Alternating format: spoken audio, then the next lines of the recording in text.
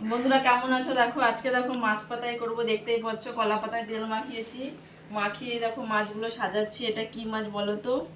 এটা হচ্ছে ভেটকি মাছের কাঁটা আর ভেটকি মাছ মেশানো আছে।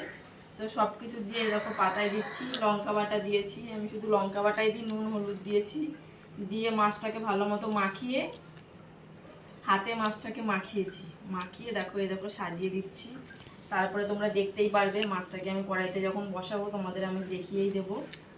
তোমরা কে কে ভেটকি মাছ খেতে ভালোবাসো অবশ্যই কমেন্ট করবে। আর অবশ্যই যদি খেতে চাও আমাদের বাড়িতে চলে আসবে।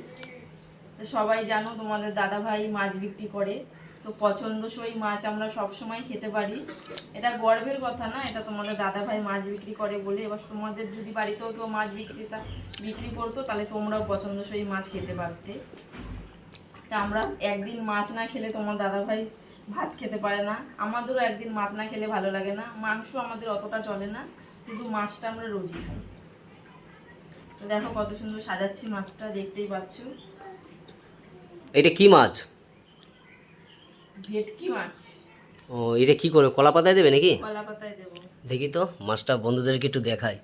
ওফ, অসম অসম, সেই স্বাদ সেই স্বাদ সেই স্বাদ। বন্ধুরা তোমাদের আমি দেখাবো মাছটা যখন আমার বাহ। পাতায় দেওয়া হয়ে যাবে, তখন আমি তোমাদের আর একবার দেখিয়ে দেবো ওয়া- কিভাবে মাছটা উল্টায়, কিভাবে কি করে, তোমাদের সবটাই আজকে আমি দেখাবো। কলা পাতায় মাছ ভাজা একদম সেই স্বাদ, বাঙালির শ্রেষ্ঠ খাবার।